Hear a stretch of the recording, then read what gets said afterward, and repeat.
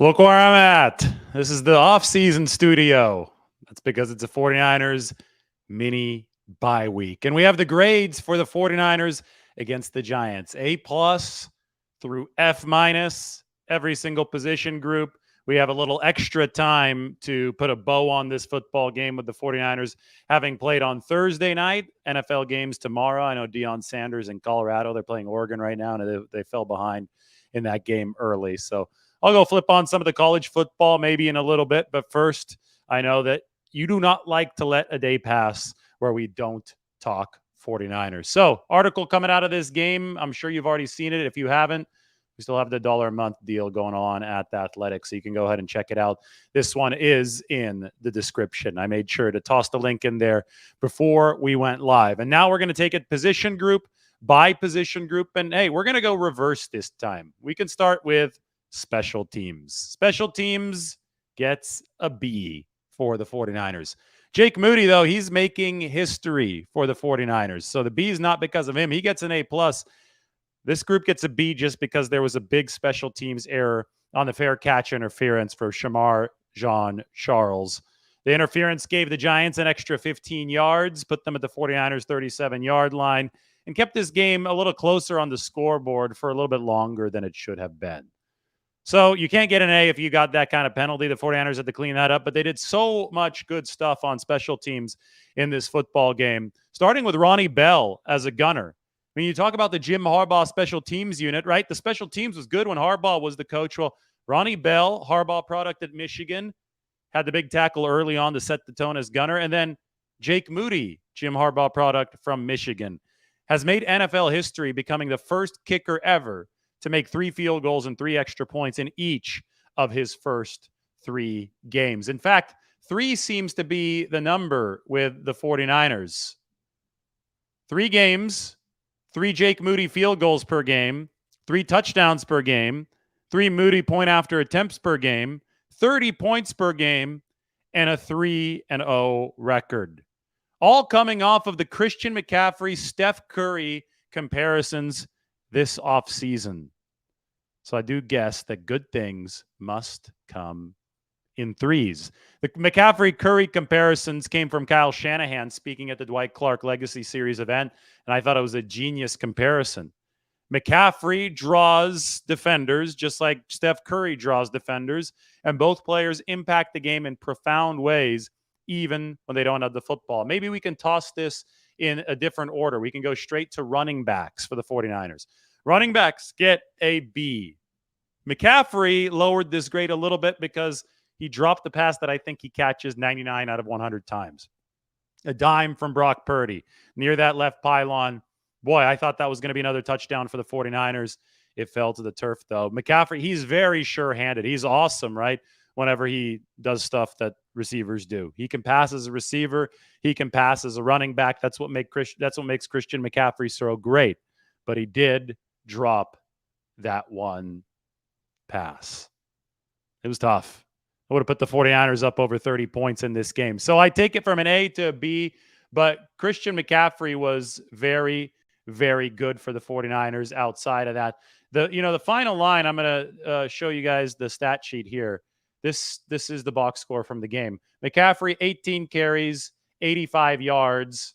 And then you add in the touches on the receiving end, 5. So 23 touches for McCaffrey.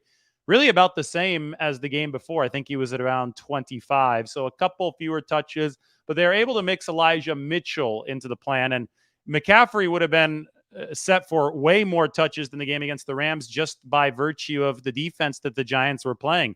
They were blitzing so much. This was an NFL record, 85% blitz rate ever since this has been tracked. The Giants were blitzing so much that the short pass game, the screen game is what the 49ers had to do. And if that went exclusively to Christian McCaffrey, well, that would have been a 30 to 35 touch game for Christian. And that's obviously territory that Kyle Shanahan was not willing to broach. So instead, we saw 18 attempts from Christian McCaffrey, 11 rushing attempts from Elijah Mitchell. And then Elijah Mitchell was targeted 3 times for 3 catches in the pass game, but he was not nearly as explosive as Christian McCaffrey, who had 5 catches for 34 yards. The bottom line is that you can tell why there's such a temptation to keep Christian McCaffrey on the football field for Kyle Shanahan. I mean, it's night and day. And Elijah Mitchell is a good football player. He really is. I mean, he's fast. He's prototypical for the outside zone. He can catch the ball out of the backfield. But Elijah Mitchell, despite being a good football player, does not scare the crap out of opposing teams. Opposing defenses don't reorganize their entire plan just because Elijah Mitchell's on the field. We talk about Steph Curry creating gravity when he's out on the court for the Warriors. Everyone knows where Steph Curry is because he can hit a three from anywhere. So the defense takes at least one step towards Steph Curry, usually more than that, sometimes a double team. Same thing with Christian McCaffrey. He's out on the field. Everyone at least has it in the back of their mind that he might get the football and he's really hard to bring down. So the entire defense is shading toward Christian McCaffrey. That opens up other players and it opens up space on the field. So whenever McCaffrey's not out there, it's harder for the entire offense. I mean, there's a big reason why this offense surged in efficiency after Christian McCaffrey showed up last year. We have a lot of respect for Jimmy Garoppolo. We have a lot of respect for Brock Purdy. Multiple things can be true at once. The quarterbacks could have done a good job for the 49ers last year. The play caller could have done a good job for the 49ers last year. And Christian McCaffrey could have made it a lot easier for everyone else. So the drop-off when Mitchell gets onto the field, just in terms of spacing for the rest of the offense, is profound, which is why you see it's tempting for the 49ers to give McCaffrey as many carries as possible. But that being said, they do need to keep him fresh. And this was a heavy short pass, heavy screen game. Because of that, Elijah Mitchell took a lot of those shorter touches. Mitchell, 14 touches. Christian McCaffrey, 23 touches in this game. As you can see, a little bit more explosiveness from Christian McCaffrey running, 4.7 per carry. Although I will say Elijah Mitchell's outside zone pitch to the right, his big gainer, the 18-yarder, was actually the longest run of the day for the 49ers as a team. That was impressive. They drafted Elijah Mitchell with the idea, he played for the Louisiana Ragin' Cajuns. They drafted him with the idea that the analytics said that he was a perfect fit for the outside zone. The burst, the vision, all matched up with what you would want in the outside zone. So, and then I think it's since been discovered that Elijah Mitchell can run in between the tackles as well. They call him Drano because he knows how to find the hole, right? But the outside pitches to Elijah Mitchell, because he's got that good burst speed for the outside zone, works really well. So if the 49ers can find the perfect spots for Elijah and also not telegraph that they're running outside zone whenever he comes into the game to give McCaffrey a rest, they can do that. Then the 49ers will find efficiency while resting Christian McCaffrey. It's a feeling out process over the course of the year, but that's what the 49ers are trying to accomplish. Anyway, running backs get a B in this football game just because I think they could have been a little bit better with Christian McCaffrey holding on to that pass in the end zone. Why don't we move on? Let's go back. We started with special teams. We go to the DBs now for the 49ers. B+ for the DBs. The DBs in this game, Charvarius Ward was really good. I mean, Charvarius Ward was a nice bounce back from his Week 2 performance against the Rams, where I thought he was a little bit slow off the ball at the line of scrimmage. He didn't initiate any contact with Puka Nacua on that one crosser against the Rams. And I was like, Charvarius looks a little bit off. I wonder if he still has a little bit of a lingering injury issue. I think he was dealing with a foot injury right there toward the end of training camp at the start of the season. I think he even was on the injury report the week of Week 1 against the Pittsburgh Steelers. But Moody's been so good throughout most of his 49ers tenure. There's only been a couple off games. One of them was against Kansas City, his former team last year, but that was also coming off of injury. I figured he's going to be fine. He's going to stabilize. Whatever technique errors he made in Week 2, he'll fix in Week 3, and that ended up being the case. Charvarius Ward actually was in on the coverage, on the physical coverage on that interception that the 49ers got. Creates the pass breakup, then it deflects off of Fred Warner, who gets an assist, honorary stat, an assist, and then Talanoa Hufanga jumped up to snatch the interception. So I thought Charvarius Ward was excellent against the New York Giants. I thought the Deommodore Lenoir wasn't bad either, but Lenoir got found in a couple tough spots. And ultimately, you probably have to credit the Giants for splitting the tight end, who's 6'6", 245 pounds. It's Darren Waller out wide against Deommodore Lenoir, who's 5'10". That's what created the pass interference penalty. And that pass interference penalty did hurt the 49ers. It set up a New York Giants touchdown. So there was a defensive pass interference. It was a mismatch. But, whether it be due to alignment scheme or Diamaro Lenore not being able to make a play against the guy much taller than him, either way, it has to hurt the 49ers grade. So I love the defensive backfield. I love the adjustments that they made in this game versus week 2. Much tighter coverage. We saw much more man coverage for the 49ers in this football game. I wrote about this. These guys had a meeting on Monday of the game week where Steve Wilks said, get your minds right. We're going to play man coverage. And the DBs responded. They're only dinged by the fact that Diamaro Lenore had that one negative pass interference penalty that helped set up the touchdown for the New York Giants. Here you go. Check this out. How the 49ers defense overpowered the Giants with 5-man fronts and man coverage. So first line, the short week began with the San Francisco 49ers defensive coordinator, Steve Wilks, calling a team meeting of the team's defensive backs. His message was simple. The 49ers, after correcting some loose pass coverage issues around halftime during Sunday's win over the Los Angeles Rams, would aggressively attack the New York Giants from the jump on the back end. There you go. $1 a month for 12 months. You can go ahead and check that out on The Athletic. So it was about increasing man coverage for the 49ers against the New York Giants. They did. The DBs rose to the occasion. B+ is a very good grade, but there's that one PI. And I'm being nitpicky right now. I get it. But even Isaiah Oliver, second straight game, really good. I'm so tempted to change this grade to an A-, but I won't. I'll give the 49ers some room for improvement. You talk about covering Darren Waller. Well, Diamaro Lenore struggled to do it on the outside. The reason the 49ers have Waller on this team, though, is to cover tight ends in 12 personnel. To cover tight ends like Waller. The reason they have Isaiah Oliver on this team is to do that. Because to cover tight ends like Darren Waller, when he splits out into the slot, well, you want a bigger defensive back to be able to do that. The bigger defensive back might not be your best option against Tutu Atwell or a shiftier receiver like Tyler Lockett of the Seattle Seahawks, but he can be your guy against Darren Waller. And Waller didn't impress me at all for the Giants. He clearly dropped one pass, and then Daniel Jones threw too high on another crosser, drew the pass interference penalty, but Isaiah Oliver completely snuffed Darren Waller out on one of those corner routes, which I thought was big. And, you could tell Oliver is playing with growing confidence for the 49ers. Week in, week out, this guy I think he struggled to adapt to the physicality and the scheme that the 49ers are playing. We know that early in his career in Atlanta, he was an outside cornerback, but subsequently was moved to the inside because he doesn't quite have the change of direction to be an outside cornerback. And he probably doesn't have the change of direction to be the slot in the 49ers system that they count the slot on being. They put a lot of coverage responsibility on the slot cornerback with Cooper Kupp in the division, with Tyler Lockett in the division, with a lot of the great receivers in the NFL lining up frequently on the inside. Slot coverage is maybe even more challenging than outside corner coverage because you don't have the boundary to help you. The sideline is not right there. So you're left on an island.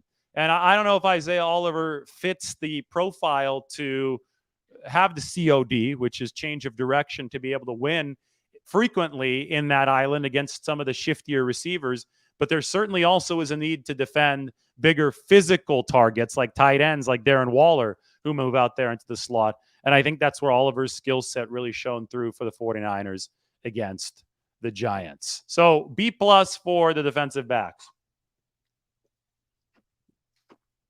So Margot here in the refrigerator only has sparkling water.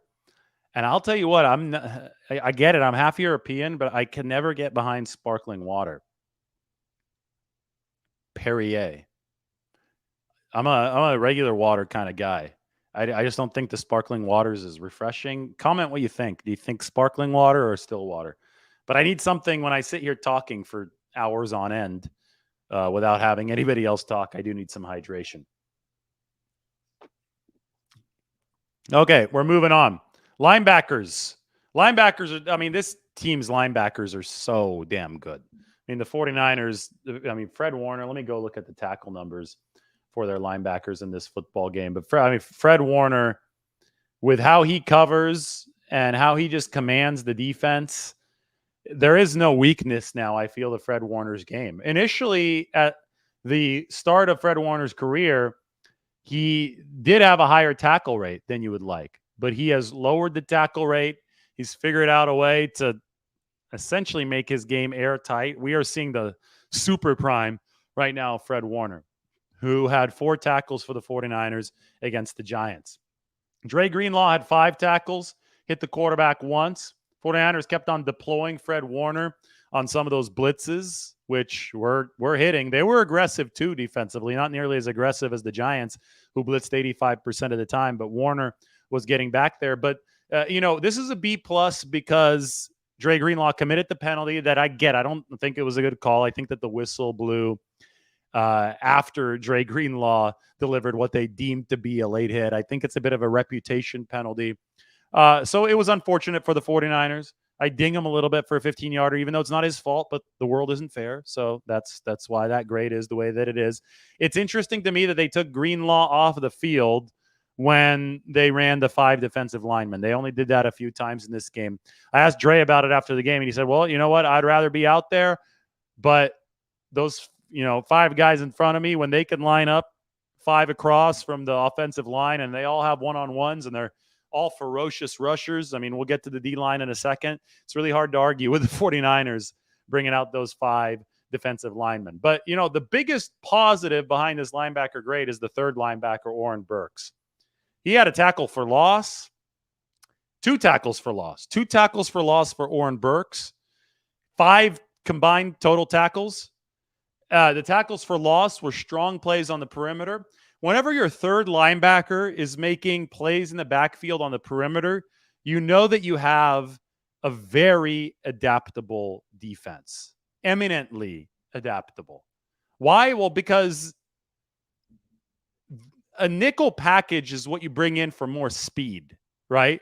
So the nickel package is generally going to take off the third linebacker. The third linebacker goes to the bench.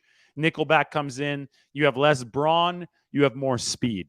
So when you're in a base defensive package with 3 linebackers, opposing offenses might be inclined to try to stretch the field against you because you theoretically have a little bit less speed. You got more muscle, but less speed.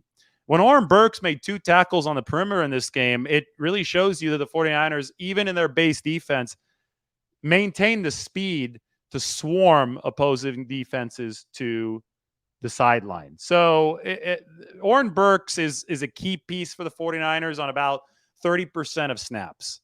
And those 30% of snaps, that's the difference between a good defense and a great defense, right? We know that great defenses play a lot of nickel because they have to in this modern NFL.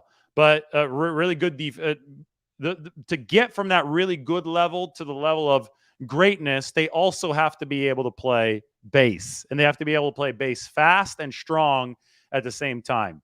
And I think that Oren Burks has been doing that for the 49ers. Stat sheet in this game does not lie. 5 tackles, 2 tackles for loss for Oren Burks. So room for improvement here would be just to clean up the penalties for the linebackers. But again, the world's not fair. I don't think that was a very fair call against Dre Greenlaw. Still, it affects the grade sheet. All right, as promised, the defensive line. So I talked about this and a lot in the videos yesterday. I'm going to have another one. We were out at a little horse competition today, an eventing competition for Margot. And you'll see the video. I don't want to spoil it right now. I'm still working on it. I'll get it up a little bit later this afternoon. But I did talk about the D linemen. And it is impossible to not give these guys an A. I should have even thought about an A+, but I'd like to save the A+ for when they have a true sack explosion, because at some point it's going to happen. Playing defense in the NFL is a balance, counterbalance, adjustment, counter-adjustment type of thing. Right now, we are in the phase of the cycle where opponents are very scared to drop back in a standard way against the 49ers. We saw it against the Rams, quick release from Matthew Stafford, and almost surprisingly, we saw it against the Giants because Daniel Jones is not a good quick release quarterback. That's not his game. But he still decided to go to the quick release. And I think a lot of that is because the Giants knew that they were going to be completely overwhelmed up front by this 49ers defensive line. 23 pressures on the game for the 49ers, despite quick release from the Giants. 2 sacks. You had one from Nick Bosa. You had one from Javon Hargrave. Those two guys are absolutely special, but so is Eric Armstead, and it looks like Javon Kinlaw too. The 49ers, in fact, have 3 of the top 7 pass rushing defensive tackles in the National Football League. Here are their pressures from the game against the Giants. Bosa was 6, Hargrave with 5. Obviously, the sack apiece for both of those players. Kinlaw with 4, Armstead with 3, Drake Jackson with 1, and Clelin Ferrell, who specializes in setting rush edges, also had a pass rushing pressure for himself. But you talk about the defensive tackles pacing the NFL. Look at this. Pressures for defensive tackles, courtesy Pro Football Focus. Hargrave, number 1. Dexter Lawrence, also number 1, tied with him at 13. Jalen Carter from the Eagles, 11. Kinlaw from the 49ers, how about that? 10. Jonathan Allen of the Commanders, 10. Kenny Clark of the Packers, 10. Eric Armstead of the 49ers, 9. That is something, right? The 49ers last year had only 3 combined sacks from their defensive tackles. 3 combined sacks, everybody, all season. I don't think Armstead had a single sack last year. I think Givens had 2 of the sacks for the 49ers last year. Maybe T.Y. McGill had the 3rd one. So you've essentially added 3 players to the 49ers interior defensive line. You've added Javon Hargrave. You've added Javon Kinlaw because he was not the player that he is this year. He's night and day different. Might as well be a different guy because his knee is finally healthy and he's playing behind Hargrave. And you've added Eric Armstead. Eric Armstead didn't have any sacks last season. He's still effective, but he's actually explosive this year. He was dealing with plantar fasciitis last year. That never went away fully during the course of the season. So the Eagles have added Jalen Carter, really good rookie out of Georgia, but they've lost Hargrave, and the 49ers have added Hargrave, added this version of Kinlaw, added this version of Eric Armstead. If we're talking about an arms race at the top of the NFC, the 49ers have definitely outpaced the Eagles in terms of talent at defensive tackle. Anyway, back to the grade for the defensive line. This was an A against the New York Giants. Bosa was phenomenal. They tried to run at him a couple times. It was only, I think, 20. Let me see. I think 26 or 27 rushing yards for the Giants on a 29 rushing yards on 11 carries. So that's anemic, 2.6 per carry. When the Giants try to run at the edge where Nick Bosa was, most of the time they try to go the other way. But whenever they ran toward Bosa, it was snuffed out. Matt Breida, the former 49er, 4 carries, 17 yards. The long was the 8-yard touchdown, so he got a little bit of revenge against the 49ers, but not a whole lot of it because his team lost. I always talk about stopping the run so you can have some fun. Well, the 49ers absolutely did that in this football game. You have to credit Hargrave. You have to credit Bosa. You have to credit Armstead. He's one of the best run stoppers in all of football. It wasn't the defensive line's fault that the Rams were able to move the ball a little bit without any sacks or significant pressures the week before. That was more on the secondary, which tightened up some of its alignments this week against the Giants. And also it helped that they weren't facing Matthew Stafford, who's great with the short game. But the D-line has been producing for the 49ers. They lead the NFL in pass rush win rate from Pro Football Focus. And I expect that to continue because how do you block all of these guys? You can't. That's the short and sweet answer. So the 49ers are very happy with how the defensive line has played this year. All right, O-line, C+. Here are the pressures allowed by the offensive line. Now, very notably, and we could start off with the good news, Colton McKivitz, clean sheet, no pressures given up at right tackle. That's big for the 49ers. I will say that the Giants are probably a step down on the exterior offensive or defensive line from what the Steelers and what the Rams brought against the 49ers. So that's part of it. But again, Trent Williams and Colton McKivitz, nothing in terms of pressures allowed, despite all of the blitzes, that record blitz rate that the Giants were throwing at them. The big trouble for the 49ers continues to come along the interior. Spencer Burford has been one of the worst pass blocking guards in football. 49ers have been happy with some of the stuff he's done in the run game, how he's reached the second level.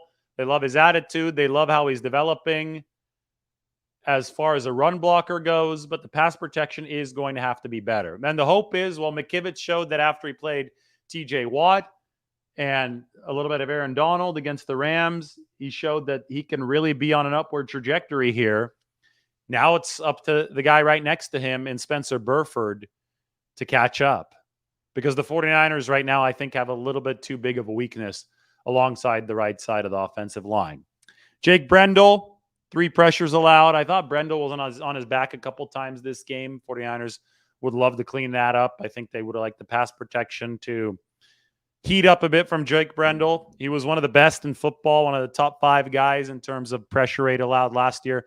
Brendel, through 2 games only, or 3 games, ranks a little bit lower this year. So room for improvement on the interior. Banks, who had not given up anything over 2 weeks, gave up 3 pressures. Maybe an idea of where the Giants are blitzing. I still remember the first blitz for the Giants, 3rd down to end the 49ers opening drive, set up a field goal, was a double A-gap blitz. So A-gap is on the inside. They were going after the 49ers interior offensive lineman. Now, I mean, the reason I make this grade a C+ and not a D or something worse than that, despite all the pressure through the blitzes, is because the 49ers handled it reasonably well. They didn't handle it perfectly. I think there's quite a bit of room for improvement here as far as, improving disjointedness when handling blitzes and all this and all that. But I think a C+ is a fair grade for a team with Super Bowl aspirations. All right, tight end. Kittle had a nice game receiving the football. George caught 7 passes for 90 yards. 12.9 a pop. A lot of yards after the catch. I mean, we've talked about Yak. Take a look at this. 196 yards after the catch. It's how you beat a team blitzing at a historic rate. Deebo, 78. Christian McCaffrey, 45. George Kittle, 45. Violent yards. He had a bruise under his eye in the locker room. I asked George, it was like right here. I was, George, how'd you get that bruise? He's like, I could not tell you. I have no clue. So he was out there with bodies flailing and obviously something hitting him in the face, fighting for extra yardage, and he got it. 45 yards after the catch is no joke, although it pales in comparison to what Christian McCaffrey was able to do. 78 yak in one game. So Kittle gets most of the play at tight end, which is obvious.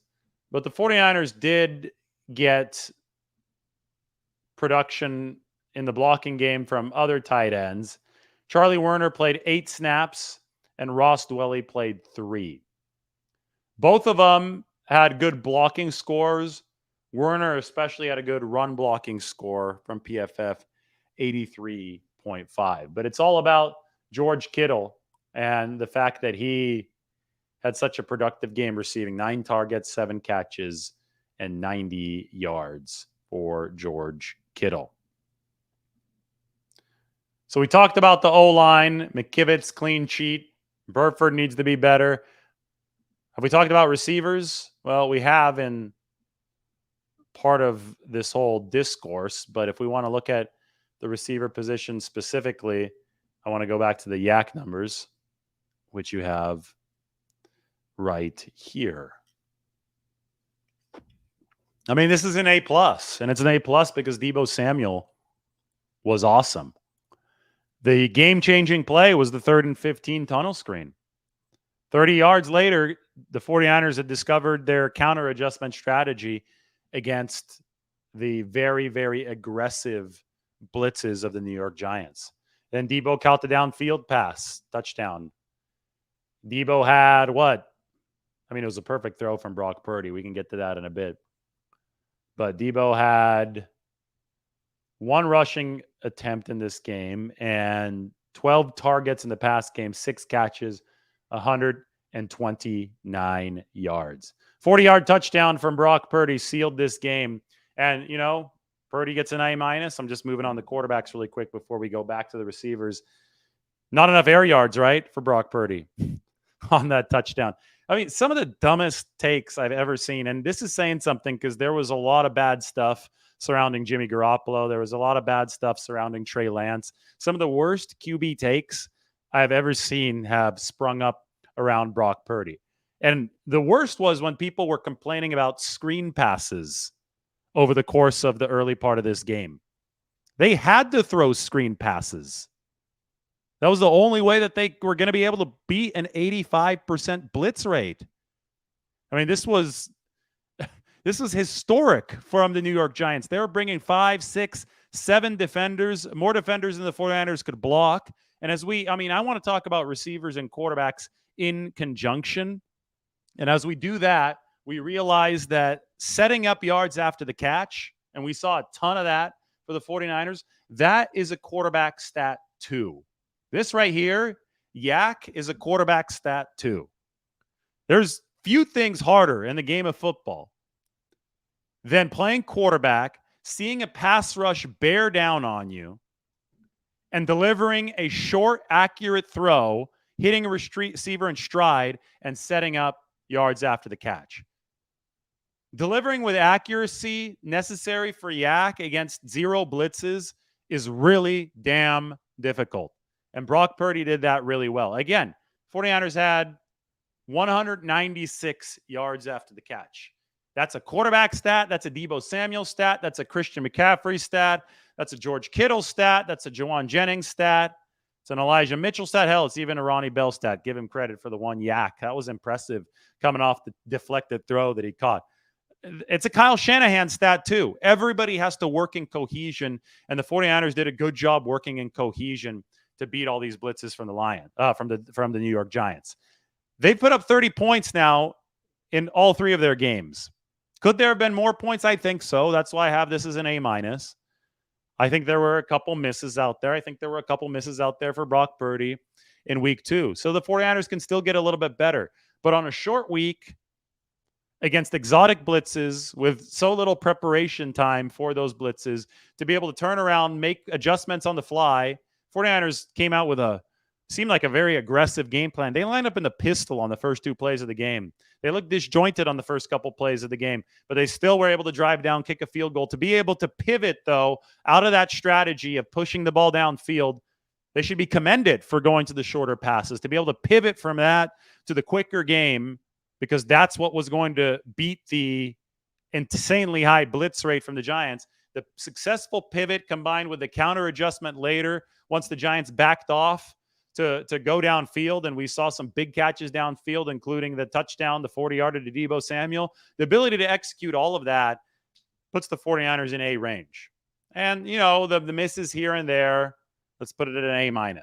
But that's the only fair way to grade this 49ers quarterback position. I've already done the running backs. I've already done the receivers. I mean, I could go back here.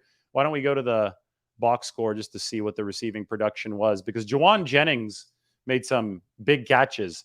2 straight games of 2 massive catches for Javon Jennings. The 24-yarder, that was a 3rd down pickup with some yak. 2 catches, 31 yards. And Javon, this was just a few days after he made the big play in the seam against the Rams for 20 yards, and then the 31-yarder along the far sideline that'll help put the game against LA away. So, I predicted Jennings would be a big factor on Thursday night. He was. I predicted George Kittle would be a big factor on Thursday night. He was. Between those two, you had 9 catches for 121 yards, including big plays of 29 and 24 yards, respectively. So, nice looking win for the 49ers. Is if you look at these grades up and down, from quarterback A-, receiver, running back B, wide receiver A+, tight end A, O-line C+, D-line A, linebacker B+, DB B+, and special teams B. What do we think that is? Like a 3.3 GPA, probably? I should do the GPA every week. See what the 49ers GPA on the game was. In fact, I'll do that right now. If I remember how to calculate GPA. So A- is a 3.7, right? I think so. Let me look. I'm going to calculate this on the fly. Yeah, a 3.7 GPA is an A minus. Okay, so we just add or subtract 0.7. So A minus for the QBs is going to be 3.7 plus 3 for the running backs plus A plus for the receivers. That's going to be a 4.3 plus 4 for the tight ends plus 2.3, the C for the C plus for the offensive lineman, plus 4 for the defensive lineman, plus 3.3 for the linebackers, plus 3.3 for the defensive backs, plus 3 for special teams. 1, 2, 3, 4, 5, 6, 7, 8, 9. Divide that by 9. 3.4 GPA for the 49ers. Put this up on the screen. 49ers GPA versus Giants. 3.4. There we go.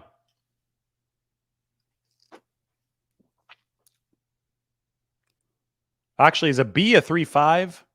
I haven't been in school for way too long. I teach a class, but I don't give out GPAs. What does the comment section say? I might have been a little bit low on the grades. No, B is a 3. Okay. A B is a 3. A 3.7 is an A minus. All right. So, yeah, 3.4 GPA for the 49ers. I think that's good. That leaves them some room to improve. We obviously know there is some room to improve, but they are also overpowering in this football game. I grade the way they did at Stanford. You know, it's really hard to get an A, and it's going to be really hard to get an F. You're going to have to really impress, or you're going to have to really suck to get on either end of the spectrum. So you're probably going to end up in that 3 range. And the 49ers have the talent to be graded that way because they're going to be nitpicking, right? We're going to find them on the upper end of the spectrum more often than not with how many good players they have, and they're going to be striving hard to try to tie up some of those loose ends.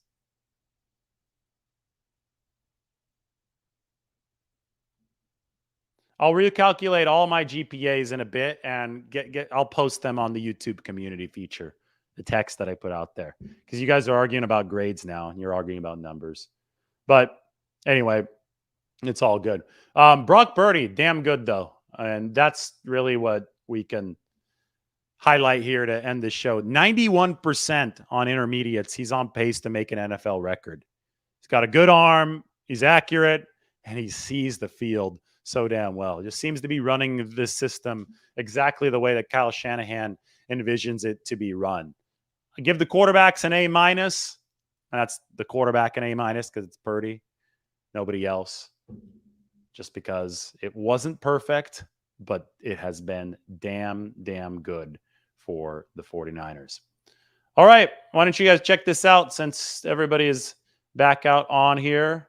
It is the article about the 49ers man coverage, the Man Monday meeting combined with the 5-man fronts that the 49ers delivered against the New York Giants. It was cool stuff. You can check it out on my landing page over at The Athletic, which is right here.